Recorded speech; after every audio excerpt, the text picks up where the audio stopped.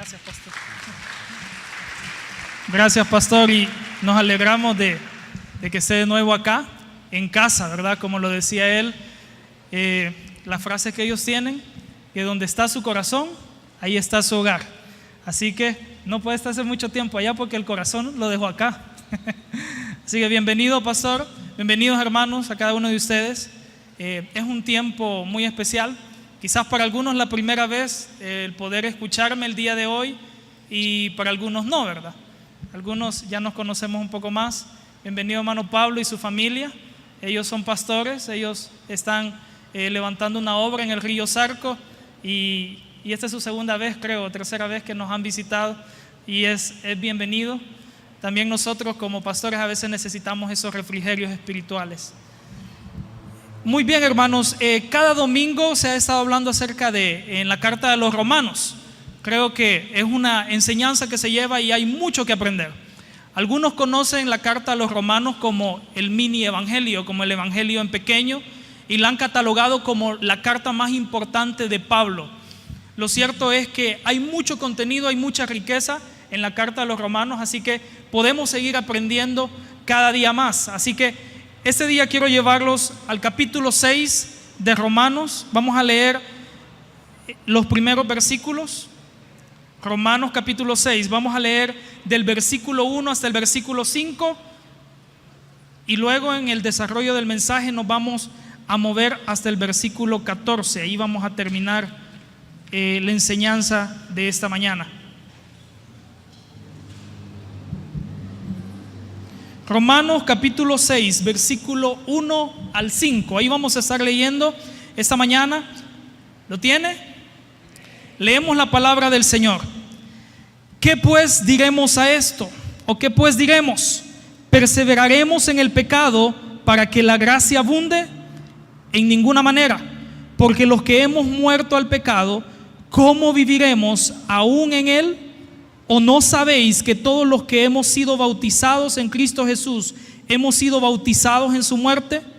Porque somos sepultados juntamente con él para muerte por el bautismo, a fin de que como Cristo resucitó de los muertos por gloria del Padre, así también nosotros andemos en vida nueva. Versículo 5. Porque si fuimos plantados juntamente con él en la semejanza de su muerte, así también lo seremos en la de su resurrección. Padre y buen Dios, esta mañana, Señor, habla nuestras vidas. Esta mañana, Señor, habla por medio de tu palabra nuestros corazones, redarguye nuestro corazón. Si tienes que reprender, reprende nuestro corazón. Si tienes que exhortarlo y animarlo, Señor, anímalo, Dios. Si tienes que alentarlo, hazlo, Señor, esta mañana. Pero que tu palabra llegue, Señor, a nuestra vida, a nuestro corazón, y que podamos ponerla en acción, Dios. Gracias, Señor. Amén y amén. Puede descansar. Esta mañana quiero hablar acerca de muertos al pecado, vivos para santificación. Acerca de esto quiero hablar esta mañana, sobre este tema. Y como les decía, Romanos es una de las cartas más famosas, o la carta más famosa del apóstol Pablo, y algunos la consideran la más importante. Ahora, ¿por qué? Si usted se va un poco atrás de la Biblia, de Romanos, en Hechos capítulo 1, versículo 8, Lucas escribía, y yo creo que es un versículo muy conocido, y decía: pero recibiréis poder cuando haya venido sobre vosotros el Espíritu Santo, y me seréis testigos en Jerusalén, en toda Judea, en Samaria y hasta lo último de la tierra. Podríamos decir, según los eruditos, que Pablo cumplió con esa palabra, porque lo último de la tierra conocido en el tiempo de Pablo era Roma. Roma, conocida como la ciudad del pecado. Roma era una ciudad muy famosa, podría decir la mejor ciudad de sus tiempos, famosa por sus carreteras, famosa por su arquitectura, famosa por el imperio que la dominaba, una ciudad muy famosa.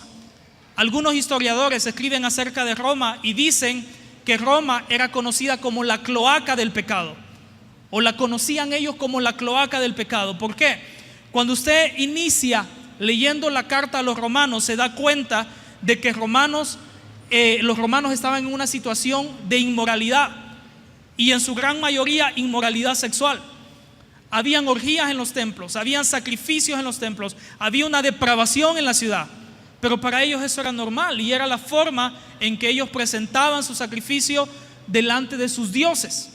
Ahora, Dios le permite a Pablo llegar hasta esta ciudad. Hace unos 4 años, uno de los misioneros me contó que viajó y iba sobre la ciudad de Roma. Y dice que cuando iba sobre la ciudad de Roma, en el avión, él sintió como una presión. Estoy hablando de Italia en nuestro día, ¿verdad? Entonces, sentía como una opresión y me dice, no entendí qué pasó, pero cuando llegué a mi destino, comprendí todo lo que había sucedido en Roma, todo lo que había pasado, el Coliseo romano, uno de los espectáculos más increíbles donde los cristianos morían abrazados en boca de leones o en mano de gladiadores. Entonces, Roma era una ciudad que estaba contaminada por su pecado, estaba llena por su pecado. No es muy distinto a la realidad que hoy vivimos. Y quiero empezar a hablar de eso. Quiero empezar a hablar de algo ya más contemporáneo. Dios me dio la oportunidad de ir a Las Vegas. Mi papá vive ahí. Y en el 2006 a finales llegué a Las Vegas. Sabía que no iba de paseo, sabía de que iba a quedarme cierto tiempo ahí. Y cuando llegué, quizás usted no me va a creer, pero sí sentí un cambio en el ambiente espiritual. Y no estaba alucinado ni estaba emocionado por conocer Las Vegas. Pero Las Vegas dentro del estado es conocido como la ciudad de las luces, la ciudad que no duerme, porque la vida en Las Vegas es en la noche. En el día todo aparece como apagadito, como no tan bonito, pero en la noche las luces se encienden y Las Vegas es conocida como la ciudad de las luces, la ciudad que no duerme.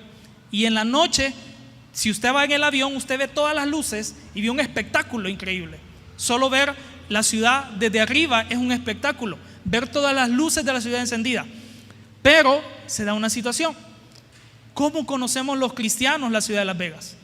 Como la ciudad del pecado. Así la conocemos. Quizás no se logra ver muy bien ahí, pero así conocemos los cristianos esa ciudad, la ciudad de Las Vegas, la ciudad del pecado. Pensé que al llegar, una de las cosas difíciles iba a ser encontrar una iglesia donde congregarme, porque no conocía, no tenía amigos ahí. Mi único amigo era mi papá, mi hermano y un amigo que conocí hace años que había sido mi líder. Eran las únicas 3 personas que yo conocía en la ciudad. Pero vengo y alguien me dice, Daniel, me escribió al Facebook y me dice, Daniel, me di cuenta que estás en Las Vegas. No sé si estás buscando un lugar donde congregarte. Yo solo tenía 2 días y ya estaba desesperado porque quería ir a una iglesia. Me dice, no sé si tienes un lugar donde congregarte, pero te recomiendo al pastor Jeremías. Él es mi amigo, él es salvadoreño. Y me empezó a hablar del pastor y yo dije, es cierto. Y yo tenía al pastor en Facebook, pero no hablábamos. Entonces vengo, me comunico con ellos y llego a la iglesia, una iglesia muy bonita. Y se me quedaron estas palabras. Una de las palabras del pastor fue, y dijo, bienvenido Daniel, me dijo, y le dio la bienvenida a la iglesia y dijo, bienvenido Daniel, bienvenido a Las Vegas. Aunque muchos la conocen como la ciudad del pecado, yo creo que en medio de esta ciudad Dios levantó esta iglesia y puso esta iglesia para que seamos luz y para que brillemos. Y cuando el pastor me dijo eso, a mí me impactó, porque empecé a ver a mi alrededor y cada vez que salía a las calles, una iglesia, otra iglesia, otra iglesia. Y hay muchas iglesias de las Asambleas de Dios en la ciudad de Las Vegas. En la ciudad que muchos llaman o llamamos la ciudad del pecado, Dios ha puesto luz, y no de la luz que se va a apagar durante el día, la luz de la iglesia para que pueda brillar. Y pude conocer a la congregación y pude ver a una congregación que constantemente lucha para poder estar ahí, porque sus trabajos los consumen, y llegan a la iglesia con una gran devoción y la presencia de Dios se mueve. Ahora, ¿a qué quiero llegar con esto, hermano? Estamos muertos al pecado, pero vivos para santificación. Y nosotros los salvadoreños tenemos un dicho, dice, el que es perico, donde quiere verde. Y la iglesia, hermanos, vaya donde vaya, donde quiera tiene que brillar. Y Dios ha levantado iglesias, ha levantado gente que le ama a Él en medio de la ciudad del pecado para brillar más fuerte que el pecado. Ahora, ¿cómo se logra eso, hermano? Por medio de una vida encaminada hacia la santificación. Y de eso quiero hablar esta mañana. Sé que no venimos a la iglesia porque seamos perfectos. Queremos y luchamos cada día por alcanzar esa perfección. Y no lo vamos a lograr acá en la tierra, pero sí hay un camino en el cual estamos, y es el camino hacia la santificación como iglesia.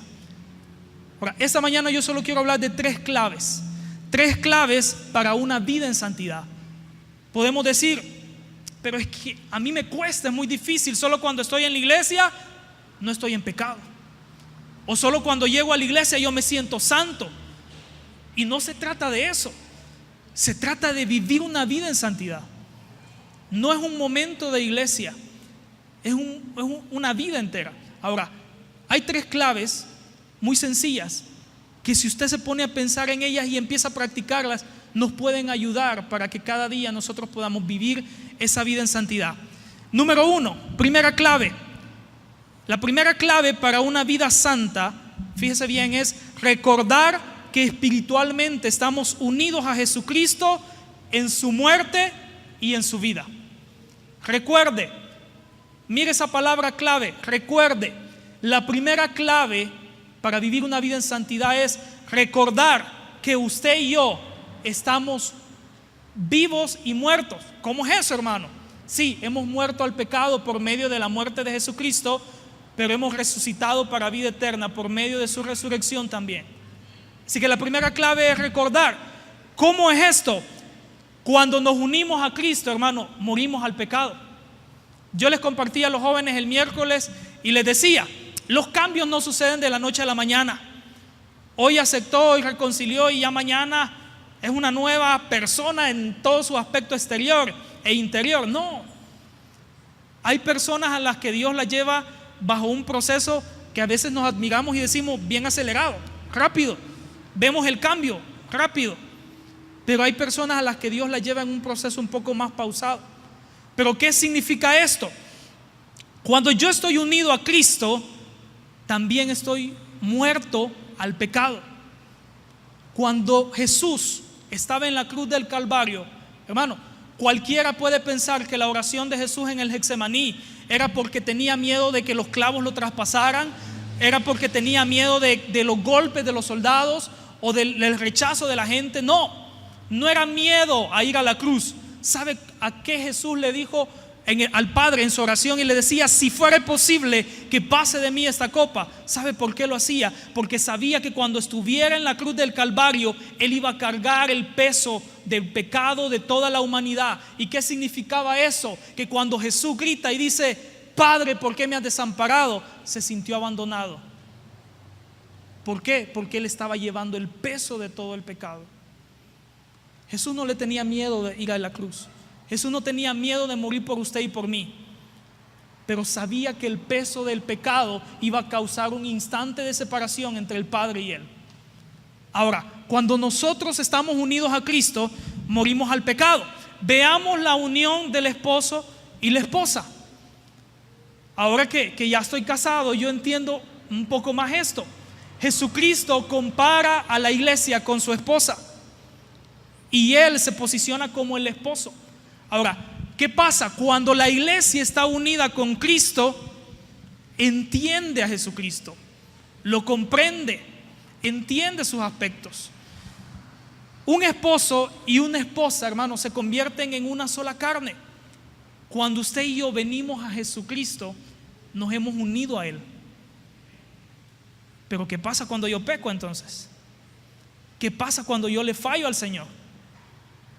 ¿Qué pasa? Decía Pablo, inicia con una pregunta: ¿qué pues diremos? Fíjese bien, ¿perseveraremos en el pecado para que la gracia abunde? Porque en los versículos anteriores del capítulo 5, antes de entrar al capítulo 6, decía Pablo que donde abundó el pecado, sobreabundó la gracia. Qué precioso es eso. O sea, qué bonito es saber de que Dios no tiene límites para el perdón, pero usted y yo, desde que nos unimos a Cristo, tenemos una responsabilidad mayor. El esposo y la esposa, desde que se unen en una sola carne, tienen una responsabilidad mayor. ¿Qué significa? Quizás su esposo, quizás su esposa no le está viendo, pero si usted está viendo a otra persona con ojos de deseo, usted ya le está fallando. Eso dice Jesús. Ahora, iglesia, nosotros podemos fallarle a Jesucristo cuando nuestros ojos están puestos en el mundo, cuando estamos cediendo ante la tentación. Pero no me quiero introducir de lleno a eso todavía. En segundo lugar, cuando nos unimos a Jesucristo, Dios nos levantó espiritualmente para una nueva vida. Primero dijimos, morimos al pecado, pero también Dios nos levantó para una nueva vida. El versículo 3 y 4 hablan de esto y dice: ¿o no sabéis que todos los que hemos sido bautizados en Cristo Jesús hemos sido bautizados en su muerte? Porque somos sepultados juntamente con Él para muerte por el bautismo, a fin de que como Cristo resucitó de los muertos para la gloria del Padre, así también nosotros andemos en vida nueva. Recuerde que espiritualmente hemos muerto al pecado, pero también hemos resucitado para una vida nueva. Ay, extraño ir a los bailes, dice. Extraño oír música, aquella que a veces dice malas palabras o que incita a otras cosas. Ay, extraño a mi ex. A veces nuestra mirada todavía está puesta en el mundo. A veces todavía decimos: mira, va a haber partido de fútbol y en la hora del culto, ¿qué decís? Nos vamos. A veces todavía nos cuesta poner como prioridad, como primer lugar a Dios. A veces todavía hay cosas que no hemos dejado, costumbres, mañas. Y a veces cuando pensamos en pecado, quizás nos contextualizamos a lo que estaba sucediendo en Romanos y pensamos solo en los pecados de moralidad sexual. Pero vamos a ver que hay otros aspectos de nuestra vida que necesitan morir, aspectos pecaminosos. Muchas veces nuestra lengua no está bendiciendo nuestra lengua. Muchas veces algunas acciones de nuestro cuerpo, pero ya voy a entrar a eso. Fíjese bien, estamos unidos a su muerte y a su resurrección y a su vida. Estamos muertos al pecado, esperanzados a una resurrección postrera. Amén. ¿Espera usted una resurrección postrera? Si no hemos muerto, cuando Cristo venga por su iglesia, seremos levantados. Pero si hemos muerto, seremos resucitados. Ahora, si muero antes de que Cristo venga, mi esperanza es una resurrección postrera, porque hemos muerto al pecado, pero también resucitaremos para vida. Cuando nos unimos a Cristo, nos unimos a sus promesas. ¿Qué es lo que el Señor nos prometió, hermano? Nos prometió vida eterna, nos prometió un futuro. Me encanta ese versículo de Jeremías 29:11, cuando dice el Señor por medio del profeta, dice: porque yo sé los planes que tengo para ustedes, planes de bien y no de mal. Y la versión, creo que es la Nueva Traducción Viviente, dice: para darles una vida y una esperanza. Y no sé si es la NBI o es la Reina Valera que dice: para darles un futuro. Iglesia, tu futuro está asegurado en las manos del Señor. Cuando morimos al pecado, resucitamos para vida. Estamos unidos con Cristo y estamos unidos a sus promesas. Qué bonito es saber que estoy cerca del Señor, que puedo estar cerca del Señor, que puedo unirme a lo que Él dice, a lo que su palabra dice. Ahora, versículo 6, sabiendo esto, que nuestro viejo hombre fue crucificado juntamente con Él, para que el cuerpo del pecado sea destruido, a fin de que no sirvamos más al pecado. ¿Cuántos son esclavos del pecado? No me digan amén. Yo creo que nadie queremos ser esclavos del pecado. Mira, hermano, yo no he tenido un problema de vicio, gracias a Dios, pero he conocido gente que ha tenido un problema con el alcohol, gente que ha tenido problemas quizás con la droga y con otro tipo de vicios. Y muchos dicen: lo quiero dejar, pero no puedo. ¿Por qué? Porque el pecado todavía los esclaviza. Ahora, cuando nosotros, la primera clave en la que estamos, recordamos que hemos venido al Señor, que Él rompió nuestros pecados, rompió nuestras cadenas, morimos al pecado y estamos vivos para una vida eterna. Ahora, podemos morir también. Podemos morir.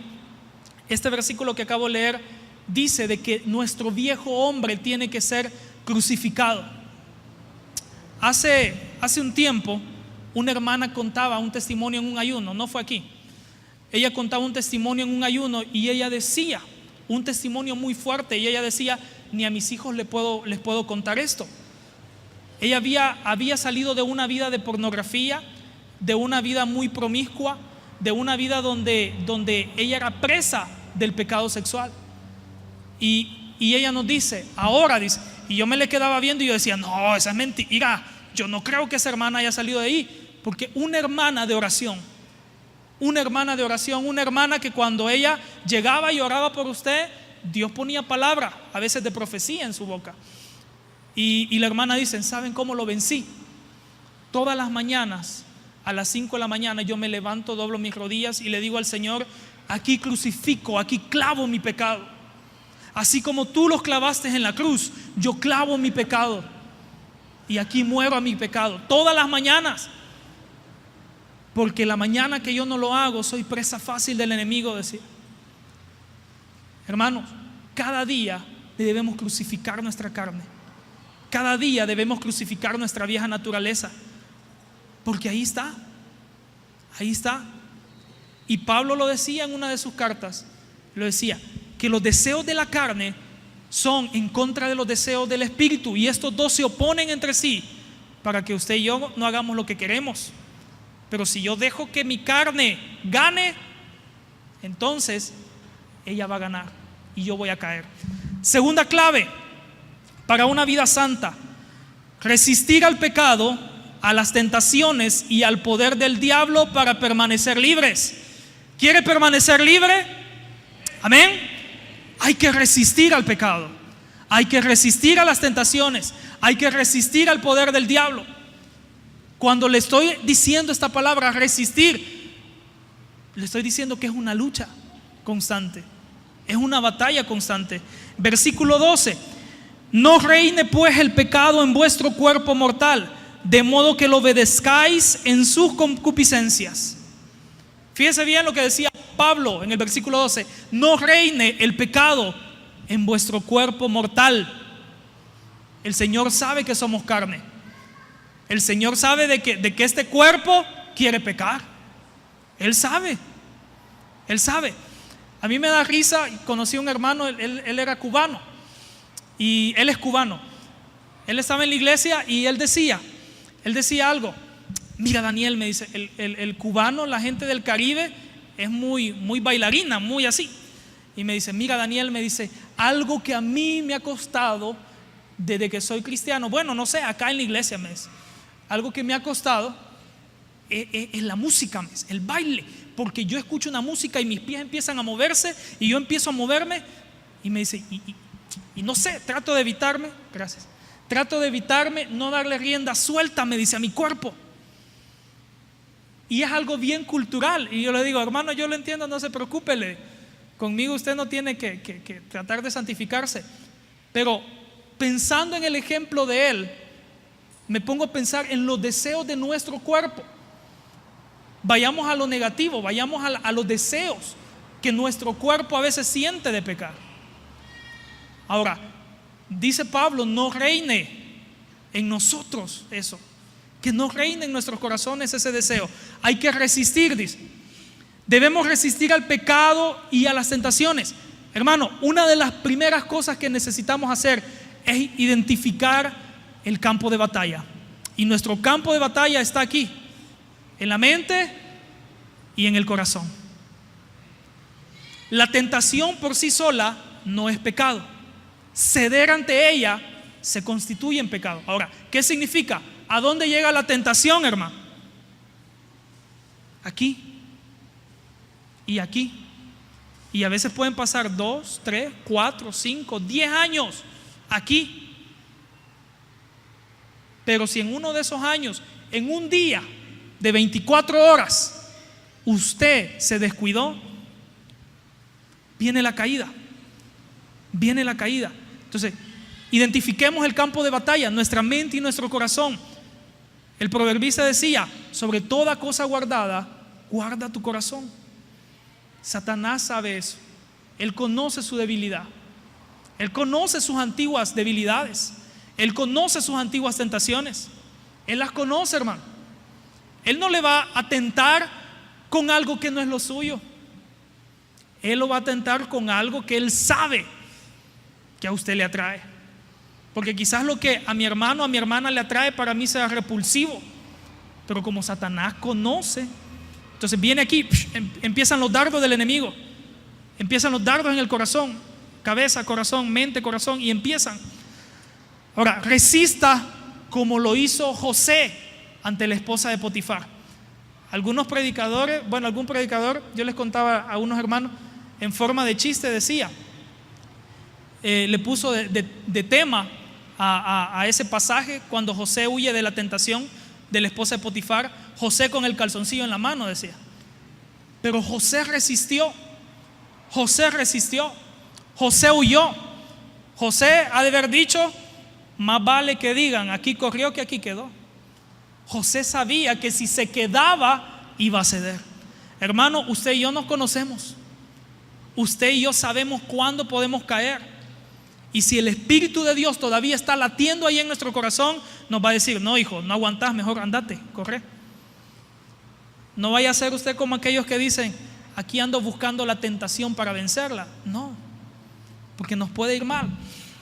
Resista o ceda como lo hizo Sansón. Conocemos la historia de Sansón. Cayó ante la tentación, cayó ante la tentación. ¿Era un hombre de Dios Sansón, sí o no? Sí, lo era. Lo era. Hermano, para Satanás no existen grandes y pequeños, pero sí existen descuidos. Debemos resistir el poder del diablo. Santiago 4:7 dice: resistid al diablo y huirá de vosotros. Satanás solo tiene una alternativa. A medida que yo me acerco a Dios, me parezco más a Él. A medida que yo estoy más con Dios, la gente va a dejar de ver a Daniel y va a empezar a ver al Señor reflejado en nosotros. La gente va a dejar de verlo a usted y va a ver al Señor reflejado en su vida. Pero ¿qué sucede con eso? Cuando la gente empieza a ver al Señor reflejado en su vida y empieza a ver esa bendición en usted, Satanás se va a acercar. Pero como va a ver al Señor reflejado ahí, patitas, ¿para qué te quiero? Va a salir huyendo, va a salir corriendo. Dice: resistir al diablo y huirá de nosotros. No porque usted y yo tengamos el poder, sino porque estamos reflejando al que tiene el poder. Siguiente: debemos resistir toda especie de mal. Quiero contarles una breve ilustración. Dice que en una ocasión estaban unos señores en una tienda y estaba un camello. Y el camello se acercó a querer entrar de una sola vez con todo y la cabeza, y ellos se asustaron y váyase, y lo asustaron. Y el camello se fue. Pero luego el camello empieza a acercarse poco a poco, y ellos lo vieron y les dio risa. Y el camello fue entrando a la tienda hasta que se metió totalmente a la tienda. ¿Y qué creen que pasó? La destruyó. La tienda se les vino abajo. Ahora, así entra el enemigo. El enemigo va a entrar sutilmente. Si usted y yo abrimos un espacio muy pequeño, él lo va a aprovechar. Él lo va a aprovechar y va a llegar así. Y nosotros a veces le sonreímos al pecado. A veces le sonreímos al pecado, a veces le coqueteamos al pecado. No, hermano, solo ray le voy a dar a la hermanita. Sí, pero no a la esposa ahí. Tenga cuidado. A veces puede parecer solo un favor le estoy haciendo. Sí, pero tu esposa no va ahí. Tus hijos no van ahí. No va ningún testigo. Y aunque no pase nada, mira, hay ojos alrededor tuyo, hay bocas alrededor tuyo, y sobre todo está el enemigo que a veces las manipula. Entonces, hermanos, tenemos que ser sabios. Tenemos que ser sabios. Tenemos que ser prudentes. No, hermanos, solo es una reunión, un cafecito ahí con la hermanita o el hermanito. Hay que ser sabios. Hay que ser prudentes. Porque no sabemos la sutileza que el enemigo va a utilizar para introducirse a nuestra tienda y hasta que la bote, para introducirse quizás a nuestro hogar, a nuestra familia. el enemigo va a buscar las familias de la iglesia para destruirlas. Si no puede con una enfermedad, hermanos, va a intentar en el área económica. Si no puede en el área económica, va a entrar en el área moral hasta que la destruya. Porque esa es la misión de él. Satanás dice la palabra que vino a hurtar, a matar y a destruir, pero el Señor vino para dar vida y vida en abundancia.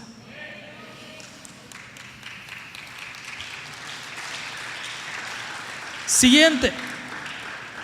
Recuerde esto: el pecado es muy sutil y va a tomar la forma que sea necesaria. No le va a presentar un muchacho maloliente a la señorita, no. Le va a presentar al más guapo de la universidad. No le va a presentar a aquella que no se peina y que le falta un diente. Le va a presentar a la más sexy, a la más bonita. No te va a presentar un centavo si tu tentación es caer en robar. Te va a poner unos $1,000 ahí. Entonces, Satanás lo va a hacer de una manera sutil, de una manera que parezca atractivo y de una manera que hasta pienses que es una bendición. ¡Qué bendición esa muchacha! ¡Qué bendición ese muchacho! ¡Qué bendición esa hermana! ¡Qué bendición ese hermano! Satanás lo va a hacer de una manera sutil, porque él sabe cómo entrar en los espacios que dejemos abiertos. Tercera clave, dije, la segunda: resistamos al pecado, resistamos a las tentaciones, resistamos al poder del enemigo. Tercera clave para una vida santa: presentar los miembros del cuerpo a Dios y no al pecado. Presente los miembros de su cuerpo a Dios y no al pecado. Romanos capítulo 6 versículo 13 y 14 dice la palabra: ni tampoco presentéis vuestros miembros al pecado como instrumento de iniquidad, sino presentaos vosotros mismos a Dios como vivos de entre los muertos, y vuestros miembros a Dios como instrumentos de justicia, porque el pecado no se enseñoreará de vosotros, pues no estáis bajo la ley, sino bajo la gracia. Presentemos nuestros cuerpos a Dios y no al pecado. Algunos en la historia bíblica, hermanos, tomaron malas decisiones al momento de presentar los miembros de su cuerpo al pecado. Déjeme decirle uno de ellos: Adán y Eva utilizaron sus manos para tomar el fruto que el Señor les había prohibido.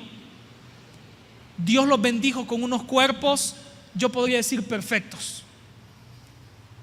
Adán y Eva quizás no tenían la panza que nosotros tenemos, quizás no eran tan delgados como algunos. Me imagino que Adán y Eva tenían los cuerpos perfectos, la mente perfecta, porque era la mente de Cristo. Pero en esa perfección el Señor les dio el libre albedrío. ¿Qué significa eso? Dios no los hizo esclavos, Dios no los hizo sus mascotas. Dios preparó todo un paraíso, todo un Edén para ellos, para que ellos se pasearan libremente y ellos se sintieran los amos y señores de ahí. Pero Adán y Eva tenían el libre albedrío. ¿Qué significaba eso? Podían escoger en obedecer o en desobedecer. Y Dios solo les dio una prohibición, hermano. Dios solo una prohibición les dio. Pero a veces no sucede eso. Dios nos ha regalado tantos privilegios. Dios nos ha regalado todo un campo para que usted y yo caminemos libremente. Y solo una prohibición nos dio. Y nosotros decidimos obedecer, ir al árbol del fruto prohibido y arrancarlo y pecar. Adán y Eva utilizaron sus manos, presentaron sus manos para pecar.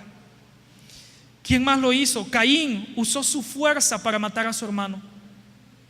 Dios le había dado la fuerza, la energía para labrar el campo, para trabajar. Dios le había dado la fuerza necesaria que él debía utilizar para lo bueno, pero él decide utilizar su fuerza para matar a su hermano. Hay mucha gente en la historia de la Biblia que cometió errores también, que utilizó de una mala manera su cuerpo. Sansón, lo poníamos anteriormente, usó su cuerpo para ceder ante las tentaciones de Dalila. Cuando usted se pone a pensar, hermano, ¿a dónde estaba la fuerza de Sansón? Un valiente que me diga, ¿dónde estaba la fuerza de Sansón? en su relación con Dios. Algunos dijeron en el cabello. Si la fuerza hubiera estado en el cabello, yo creo que la mayoría de hombres nos lo dejáramos largo, ¿verdad? Para ser como Sansón.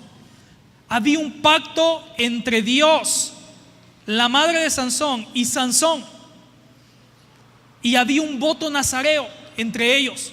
¿Qué significaba eso? Sansón, no porque de ahí viniera su fuerza, sino por un pacto, una relación que tenía con el Señor, no podía cortar su cabello, porque si lo hacía era quebrantar el pacto y entonces la fuerza se iba a retirar. ¿Qué significaba eso? El Señor se iba a retirar de él. ¿Cuántas veces, hermano, nos ha pasado las de Sansón? ¿Cuántas veces nos ha sucedido lo que le sucedió a Sansón? Hemos tenido toda la fuerza, hemos tenido toda la energía, hemos tenido la relación, hemos tenido el pacto intachable, pero llega un momento en que decidimos quebrar el pacto, violar el pacto y perdemos la fuerza. Se nos va la fuerza. ¿Por qué? Porque quebrantar el pacto que hemos hecho con Dios, porque pecar nos debilita y nos mata. Estábamos muertos y el Señor nos dio vida. Y cuando nos dio vida, morimos al pecado. Pero cuando pecamos, morimos al espíritu. Entonces vino Sansón y su cuerpo se desfalleció. Usted conoce la historia y hay algo que me impacta. El Señor le da el último aliento de su fuerza para destruir a sus enemigos. Pero no me quiero meter más ahí. Ahora, hay ejemplos como Sansón, como Adán y Eva, como Caín, y pudiéramos seguir mencionando más, de gente que presentó los miembros de su cuerpo al pecado. Pero también hay gente en la Biblia que presentó los miembros de su cuerpo al Señor. Uno de ellos, Noé, usó sus manos para construir el arca. Ahora nosotros entendemos que el arca de Noé representa un refugio de salvación. Hermano, la iglesia donde usted está ahora, las iglesias que el Señor ha levantado en nuestro país y fuera del país, son una arca de salvación para cada uno de nosotros. Conoce la historia y no me voy a meter en ella, pero Noé fue uno de los hombres que presentó sus manos para construir el arca y ser de bendición y obedecer a Dios. Abraham lo hizo para edificar altares. Edificaba su altar delante del Señor y de esa manera presentaba sacrificios. Gedeón usó sus habilidades para liderar. Hermano, lo hemos dicho y lo hemos escuchado muchas veces. Dios no llama a los capacitados, Él capacita a los llamados. Y yo me atrevería a decir, Gedeón tenía lo suyo humanamente, pero quien lo dotó de capacidad fue el Señor. Y cuando él decide obedecer al Señor, usa sus capacidades de liderazgo para llevar a su pueblo a una victoria dirigida por Dios. David usó su habilidad y su fe para matar a Goliat. Cuando David se presenta ante Goliat, le dice: yo he sido pastor de ovejas, y cuando venía un león, cuando venía un oso, yo lo terminaba matando porque defendía a mis ovejas. David empieza a hablar de su habilidad cuando se presenta ante Sansón, ante Goliat. Pero le dice esto, y esta es la clave. Y le dice: tú vienes a mí, le dijo Goliat, con palo, con esto, con lo otro, como que yo fuera un perro. Y viene David y le contesta: tú vienes con armadura, tú vienes con lanza, tú vienes con tu escudo, tú vienes con todo esto, pero yo tengo algo más grande que tú, algo más grande que tu tamaño, y es mi fe. Es mi fe en el Señor. Y con mi fe yo te voy a vencer, y con mi fe yo te voy a derrotar, porque el nombre del Señor no va a quedar avergonzado. Y conocemos la historia. David lo atraviesa y mata al gigante.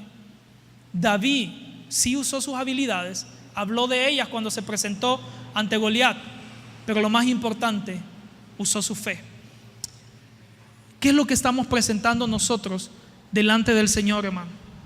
¿Cómo estamos presentando nuestro cuerpo nosotros delante del Señor? Hay una alabanza y decimos algunos pastores en forma de broma, la alabanza del mutilado, que dice: yo le alabo de corazón, yo le alabo con mi voz. Dice: si me falta la voz, yo le alabo con las manos; si me faltan las manos, yo le alabo con los pies; si me faltan los pies, yo le alabo con el alma; y si me falta el alma, es que ya me fui con él. Y al final queda mutilado, pero lo importante es que alabó al Señor. ¿Cuál es el tema principal de esta alabanza? El tema es que yo tengo que presentar mi cuerpo delante del Señor para su honra y para su gloria. Cuando yo leí por primera vez, creo que es Mateo capítulo 5, si no me equivoco, donde Jesús decía de que si tu cuerpo te fuera ocasión de caer, si tu mano, si tu pie, si tu ojo, mejor entra sin ojo, mejor entra sin mano, mejor entra sin pie, pero entra al reino de los cielos. Yo no sé qué miembro de su cuerpo es una tentación para usted de caer. Puede ser su boca, puede ser de que a veces ofendemos, puede ser de que a veces hablamos de más. Y decía Santiago, mire, este miembro es bien pequeño, pero es bien peligroso, porque puede destruir. Esta lengua puede ser muy pequeña o muy grande, pero es peligrosa porque puede destruir, puede dividir. Mis ojos pueden ser muy pequeños o muy grandes, pero si los estoy usando para ver cosas incorrectas, estoy pecando y mi mente, mi campo de batalla, está sin defensa, hermano. Está sin defensa. Dicen que los ojos es la ventana del alma. Y si a mi ventana yo le estoy introduciendo pornografía, le estoy introduciendo aquellas cosas que no me llenan, que no me satisfacen, si a mis oídos yo le estoy introduciendo palabras que no me llenan, no me satisfacen, entonces mi campo de batalla está sin defensa y soy una presa fácil del enemigo. Presentemos nuestros miembros del cuerpo en santidad delante del Señor. Y quiero finalizar con esta parte. Quiero concluir con una ilustración. Un día dice que estaba un pastor, venía por el campo y venía hacia la iglesia. Y cuando llegó a la iglesia, llegó con una jaula un poco vieja, un poco quebrada, y la puso sobre el púlpito. Y toda la gente se le quedó viendo como diciendo, ¿qué es lo que va a hacer el pastor? ¿Por qué es esto? Y dice el pastor, quizás se preguntarán qué estoy haciendo con esta jaula, y déjenme contarles la historia, dijo. La historia es la siguiente: yo venía por el campo y vi a un niño que tenía unos pajaritos y los estaba desplumando, les estaba quitando las plumas, les estaba tirando piedras, los estaba lastimando, los estaba golpeando. Y dice que el pastor sintió como un poco de dolor y llega donde el niño y le dice, hijo, ¿cuánto quieres por esos pajaritos? Y el niño le dice, ¿para qué los quiere? Le dice, si no sirven para nada, no saben cantar, ya les quité muchas plumas, no van a poder volar, no son ni bonitos.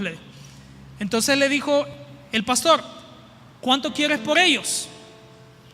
Y le dice, no sé, es que no los quiero venderle. Pero ¿qué vas a hacer con ellos? Los voy a maltratar un poco más y ya cuando estén casi muertos los termino de matar y los tiro a la basura. Y le dijo el pastor, si ese es tu propósito, yo te doy $10 ya por ellos para que me los vendas. Está bien, le dijo el niño, y se los dio. Le dio los $10 el pastor y se va con la jaula.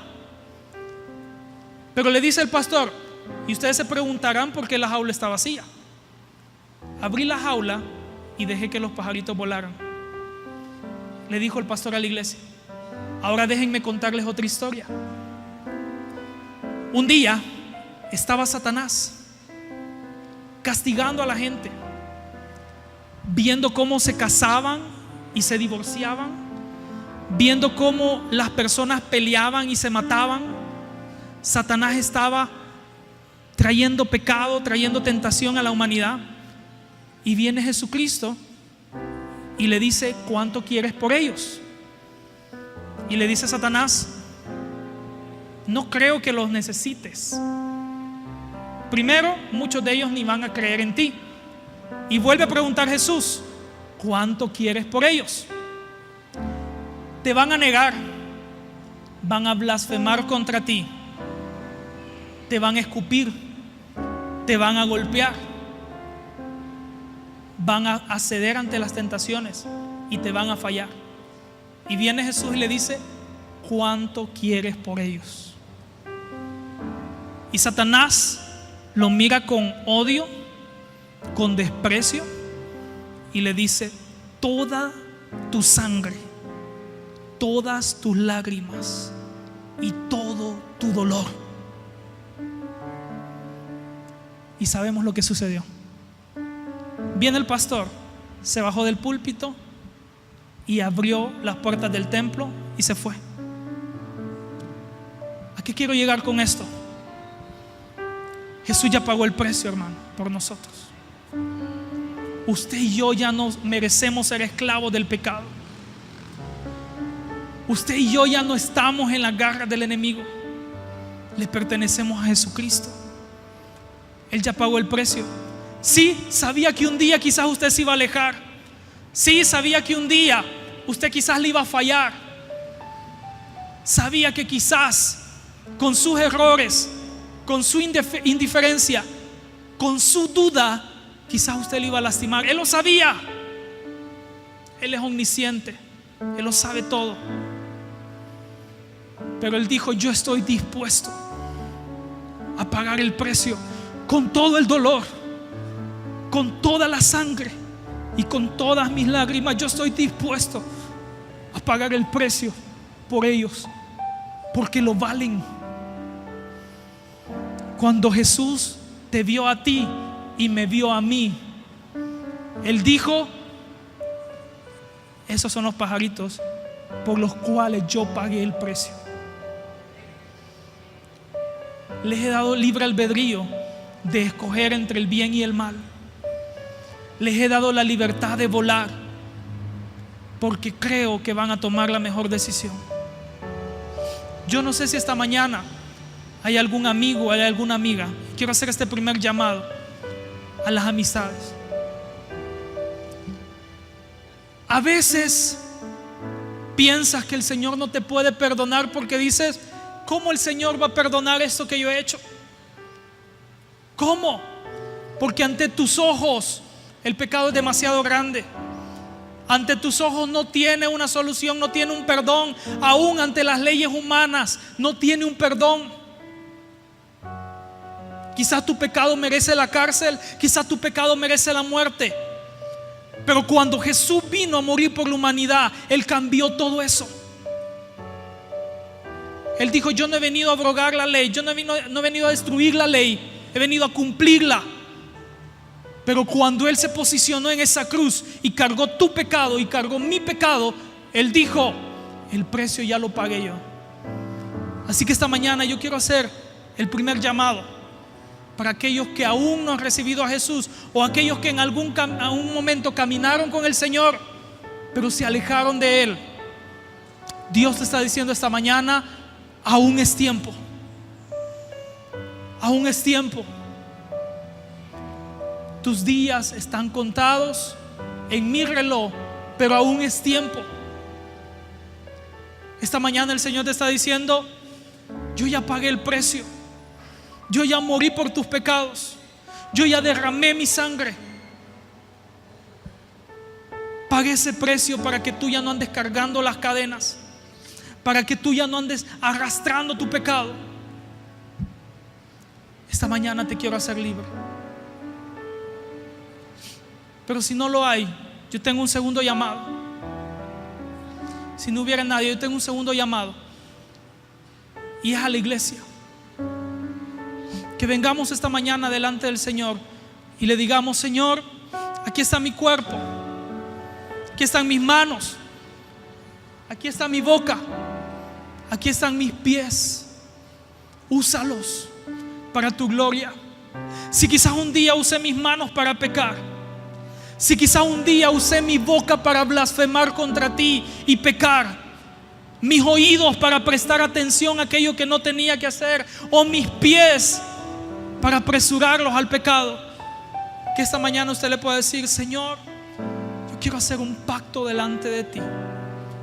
Yo le invito a ponerse de pie, y que ahí donde está, si usted quiere venir al altar, que vengamos con esta alabanza y le podamos decir al Señor: hacemos hoy ante tu altar un pacto de hombres, pero también de mujeres, que quieren agradarte, Señor. Venga delante del altar del Señor y presente los miembros de su cuerpo y dígale al Señor: esta mañana yo presento mi cuerpo, doblego mi carne para que tomes el control y para que sean para tu honra y para tu gloria.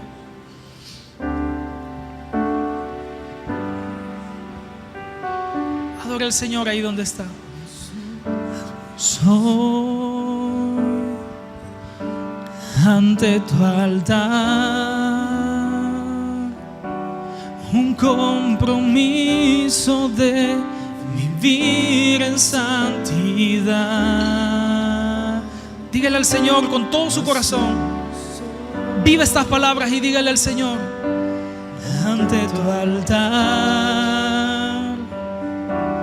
un pacto de hombres que te quieren agradar, con manos limpias,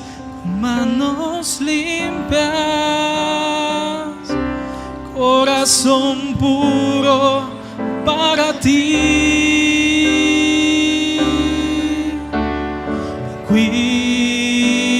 Cuidaré mis ojos. Dígale al Señor: cuidaré mis manos, cuidaré mi corazón de todo lo malo, de todo lo malo. No te quiero fallar jamás. Dígale al Señor: Dios, aquí estoy. Aquí estoy, Dios. Quiero cuidar mis ojos, quiero cuidar mis manos, quiero cuidar mi corazón, quiero cuidar mis pies, quiero cuidar, Señor, cada parte de mi cuerpo y entregarlo, Señor, delante de ti para tu honra, para tu gloria. No quiero ser un vaso de deshonra, Dios. No queremos ser un vaso de deshonra, Señor. Queremos ser un vaso de honra. Queremos ser un vaso para tu gloria. Queremos, Dios, presentar nuestro cuerpo mortal delante de ti y crucificar nuestros deseos carnales para que seas tú viviendo en nosotros. Dígale al Señor esta mañana: cuidaré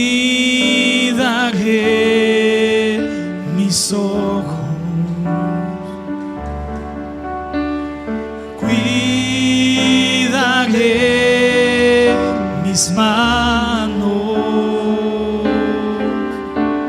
y cuidaré mi corazón de todo lo malo, de todo lo malo.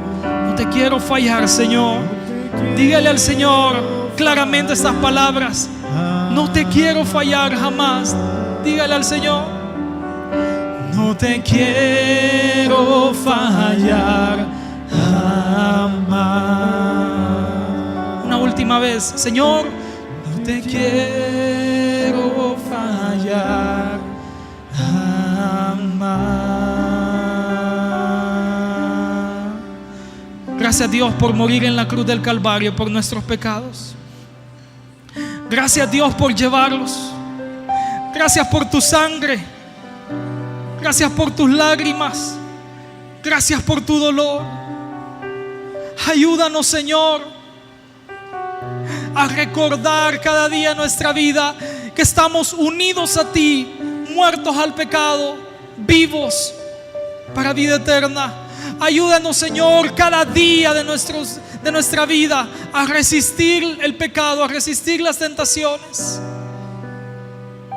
Que cada día, Señor, podamos presentar nuestro cuerpo ante tu altar como un sacrificio vivo, agradable y eficaz. Gracias, Señor. Gracias.